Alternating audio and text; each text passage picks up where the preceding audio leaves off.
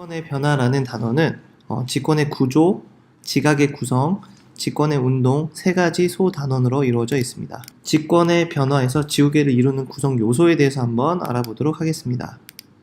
자, 지구계라고 불러주는 것은 우리가 계라는 것은 보통 시스템이라는 단어를 많이 사용합니다.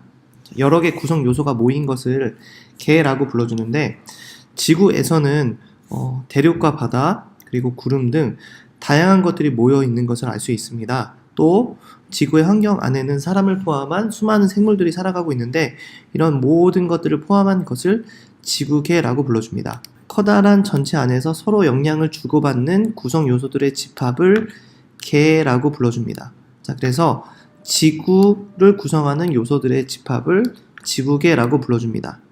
자, 그러면 지구계에는 5가지의 구성 요소가 있는데 구성 요소는 첫 번째 직권, 두 번째 수권, 세 번째 기권, 네 번째 생물권, 다섯 번째 외권으로 구분할 수 있습니다. 자, 그러면 지구계 구성 요소는 어떤 특징들이 있을까에 대해서 알아보면 직권은 지표나 지구 내부, 중요한 것은 껍데기만 포함하는 것이 아니고 안에 있는 내부도 포함한다는 것을 알고 있어야 됩니다. 직권은 수권이나 기권보다 큰 부피를 차지하고 있는 또 특징들이 있습니다. 그 다음에 수권은 바다나 강, 호수, 지하수, 특히 빙하도, 얼어있는 빙하도 수권에 포함이 되어 있습니다. 자, 기권이라고 불러주는 것은 공기, 지구를 둘러싸고 있는 대기를 말하며 여러 가지 기체로 이루어져 있고, 자, 생물권은 지구에 살고 있는 모든 생물, 그 다음에 외권은 지구 바깥쪽에 기권의 바깥 영역인 우주 환경을 말합니다. 여기서 중요한 것은 기권이 따로 있기 때문에 기권의 바깥 영역의 우주 환경을 말해줍니다. 두 번째, 직권을 이루는 층은 어떻게 되어 있는지 한번 알아보도록 하겠습니다. 물체 내부를 직접 조사하기 어려울 때는 우리는 지구 내부를 간접적으로 알아낼 수 있는데 지구 내부를 직접 조사할 수 없을 때 간접적인 방법을 조사하는 것은 지진파라는 방법이 있습니다. 지진파는 지구 내부에서 지진이 발생할 때 사방으로 전달되는 진동으로 물질에 따라서 전달되는 빠르기가 다르기 때문에 지진파를 통해서 지구 내부를 효과적으로 알 수 있습니다. 하지만 지진파를 통해 조사하는 방법은 지구 내부를 어떤 물질의 상태인지는 알 수 있어도 그 안에 내용물의 자세한 구성 물질은 알 수 없는 단점이 있습니다. 자, 그러면 지구 내부는 어떤 특징이 있을지 알아보면 지진파 조사를 이용해서 확인해본 지구 내부는 크게 4가지로 나눌 수 있습니다. 자, 4가지 중에 첫 번째 지각은 우리가 살고 있는 지구의 두께가 가장 얇은 층, 실제로 지각의 평균 두께는 35km 밖에 되지 않습니다. 그리고 우리가 살고 있는 지각은 여러 가지 암석으로 이루어져 있고 고체 상태입니다. 자, 두 번째부터는 우리가 실제로 살고 있지는 않지만 그 안쪽으로 들어가는 부분인데 두 번째인 멘틀은 지각 아래서부터 약 2900km까지의 층으로 이 부분이 가장 많은 부피를 차지하고 있습니다. 자, 또 지각보다는 무거운 물질로 이루어져 있고 이때 멘틀의 상태도 고체 상태가 됩니다. 자, 이 지각과 멘틀의 경계면을 모호로비치치라는 과학자의 이름을 따서 모호로비치치 불연속면 또는 모호면이라고 불러줍니다. 세 번째 외핵은 멘틀 2900km부터 5100km까지의 층으로 액체 상태로 추정이 됩니다. 자, 정확하게 알 수는 없기 때문에 액체 상태로 추정을 하고 있습니다. 자, 근데 내핵은 그 밑에 5100km부터 지구 중심까지의 전체 층인데 여기는 고체 상태로 추정이 됩니다. 자, 실제로 아직까지는 알 수 없으나 고체 상태인 것으로 추정을 하고 있습니다. 자, 실제로 지구 내부의 층상 구조를 보면 가장 바깥쪽에 지각이 존재하고 그 다음에 멘틀이 존재합니다. 자, 그리고 외핵, 자, 내핵이 존재하고 실제로 멘틀이 가장 많은 부피를 차지하고 있는 것을 알 수 있습니다. 멘틀 위의 지각은 대륙 지각과 해양 지각으로 나눌 수 있습니다. 자, 지각을 이루는 암석에 대해서 한번 알아보도록 하겠습니다. 우리가 살고 있는 지구의 표면은 단단한 암석으로 이루어져 있습니다. 자, 이런 암석을 주변에서 흔히 볼 수 있는데 이 암석의 종류는 밝은 색의 암석을 갖고 있는 경우도 있고 조금 어두운 색을 보이는 암석이 있을 수도 있고 아니면 이렇게 줄무늬가 있는 암석이 있을 수도 있습니다. 자, 이런 암석은 생성 과정에 따라 화성암, 퇴적암, 변성암으로 분류할 수 있습니다. 자, 먼저 그림을 통해서 한번 보도록 하겠습니다. 이런 마그마가 굳어서 생긴 암석을 화성암이라고 불러줍니다. 자, 이런 화성암은 종류가 생기는 광물의 결정에 따라서 달라지게 되는데, 자, 그림을 통해서 보면 마그마가 밖으로 나와서 갑자기 급격하게 식어서 생긴 화성암을 화산암이라고 불러주고, 지하 깊은 곳에서 천천히 식어서 만들어진 암석을 심성암이라고 불러줍니다. 자, 두 가지의 특징은 바깥에서 식은 암석의 경우는 그 안에 있는 결정을 만들 수 있는 시간이 부족하기 때문에 빨리 식기 때문에 부족하겠죠. 그래서 결정의 크기가 매우 작은 특징이 있고, 안쪽에서 천천히 식어서 생기는 심성암의 경우는 결정의 크기가 큽니다. 천천히 식기 때문에 결정이 모일 수 있는 시간이 충분하기 때문입니다. 자, 그래서 두 가지 결정의 크기로 구분해 보면 위에 있는 현무암과 유문암 같은 경우는 결정의 크기가 매우 작고, 밑에 있는 심성암 같은 경우는 지하 깊은 곳에서 식어서 천천히 식어 굳어졌기 때문에 결정의 크기가 큽니다.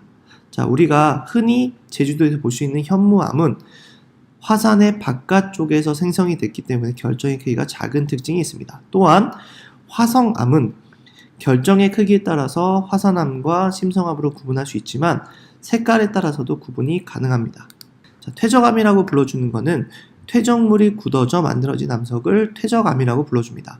자, 퇴적물이 보통 암석들은 시간이 지나면 잘게 쪼개지고 부서져서 퇴적물로 형성이 되는데, 이런 퇴적물은 나중에 쌓이고 다져지면서 퇴적물이 서로 붙게 되고 이것들이 암석으로 바뀌면 퇴적암이 됩니다. 자, 그러면 퇴적암은 퇴적물에 따라서 달라지게 되는데, 자갈로 만들어진 것은 여감, 모래로 만들어진 것은 사암, 진흙으로 만들어진 건 셰일, 그 다음에 석회 물질이 가라앉아서 생긴 퇴적암은 석회암이라고 불러줍니다. 자, 세 번째, 암석의 종류 중에 변성암은 높은 열과 압력을 받으면서 성질이 변해서 생긴 암석을 변성암이라고 불러줍니다. 변성암의 특징은 아무래도 오른쪽에 보이는 것처럼 높은 열과 압력에 의해서 형태가 바뀌기 때문에, 예를 들면 위아래 압력을 받게 되면 좌우로 광물의 종류에 따라서 옆에 줄무늬가 생기는데, 이런 줄무늬를 염리라고 불러줍니다. 자, 그래서 보면 사암이 변해서 생기면 규암이 되고, 석회암이 변해서 생기면 대리암이 되고, 세일이 변하면 편암을 거쳐서 편마암으로 바뀌게 됩니다. 자, 화강암이 바뀌면 편마암이 됩니다. 자, 암석을 이루는 광물에 대해서 알아보도록 하겠습니다. 암석은 광물이 모여서 된 것을 암석이라고 불러줍니다. 자, 그럼 암석을 부시면 자그마한 알갱이인 광물이 나오겠죠. 이런 광물은 4,000여 종이나 되지만 우리 지구에 있는 광물은 보통 몇 가지가 줄을 이루게 됩니다. 그런 광물을 조암광물이라고 불러줍니다. 자, 그래서 광물이 모이면 암석이 되고, 암석이 모이면 지각이 되고, 지각과 다른 요소가 모이면 지구가 되는 것입니다. 자, 광물은 어떤 특징이 있을지 한번 알아보게 되면, 광물은 4,000여 가지가 된다고 했는데, 그런 광물들을 구별할 수 있는 방법은 아주 많습니다. 가장 많이 구분하는 방법은 우리가 쉽게 볼 수 있는 색으로 구분할 수 있습니다. 자, 그래서 광물의 색으로 구분하면 석영과 장석은 밝은색 광물, 흑음모, 각섬석, 휘석, 감남석은 어두운 색 광물로 이렇게 구분할 수 있습니다. 자, 또 다른 구분 방법은 조음판이라고 하는 그 판에 광물을 긁어서 나오는 광물 가루의 색으로 구분하는 방법인데, 그것을 조흔색이라고 불러줍니다. 자, 신기하게도 흑음모, 척철석, 자철석은 모두 다 어두운 색으로 보이는데, 흑음모는 조음판에 긁었을 때 흰색, 적철석은 젓갈색, 자철석은 검은색으로 나타나게 됩니다. 자, 또한 세 번째, 광물을 구분하는 방법 중에 하나는 굵기입니다. 자, 굵기는 서로 굵기가 다른 광물을 긁으면 단단한 광물이 덜 단단한 광물에 흠집을 내는데 이를 굽기라고 불러줍니다. 자, 예를 들면 석영과 방해석을 서로 긁게 되면 석영이 방해석보다 단단하기 때문에 방해석에 스크래치가 나게 됩니다. 자, 네 번째는 자성을 띠는 걸 통해 구분할 수 있는데 자차석 같은 경우는 자석처럼 쇠붙이를 끌어당기는 성질이 있습니다. 마지막으로 염산 반응은 묽은 염산에 반응하는데 이때 거품을 발생시키면 기체를 발생시키면 염산 반응이 있다라고 불러줍니다. 염산 반응이 있는지 없는지에 따라서도 광물을 구분할 수 있습니다. 자, 네 번째, 이렇게 만들어진 암석이 시간이 지나면 깎여지고 쪼개지는 과정을 거치게 되는데 이를 암석의 풍화, 그리고 또 암석이 다른 암석으로 바뀌는 과정을 순환이라고 불러줍니다. 다시 한번 보면 지표에 있는 암석이 오랜 시간이 지나면 부서져서 자갈이나 모래등이 되고 이것들이 나중에 성분이 변하고 부서지고 성분이 변하는 현상을 풍화라고 불러줍니다. 자, 풍화를 일으키는 주요 원인에는 물, 공기, 생물 등이 있고 풍화를 일으키는 모든 작용을 풍화작용이라고 불러줍니다. 자, 그러면 우리가 살고 있는 토양은 어떻게 생성이 되는지 알아보도록 하겠습니다. 암석이 풍화되면 암석의 조각과 모래가 되는데 얘가 계속 풍화작용을 거치면 더 잘게 부서집니다. 자, 더 잘게 부서진 것들이 점점 오랜 시간 동안 풍화작용을 받으면 식물이 자라고 동물이 생활할 수 있는 흙인 토양이 만들어집니다. 자, 그래서 토양의 생성 과정은 다음과 같습니다. 자, 예를 들면 암석들이 점점점 부서지면 암석 조각과 모래로 이루어진 층이 되고 이것들이 물에 녹은 물질과 진흙 등으로 만들어진 층이 쌓이게 되고 이 위층에 생물이 살아가기 적당한 층이 만들어지게 됩니다. 점점점 위의 층이 많이 형성이 됩니다. 자, 그러면 암석이 다른 암석으로 변할 수 있을까? 암석은 당연히 다른 암석으로 변할 수 있습니다. 그래서 풍화작용이나 지각변동 등이 일어나 암석이 끊임없이 다른 암석으로 변하는 과정을 암석의 순환이라고 불러줍니다.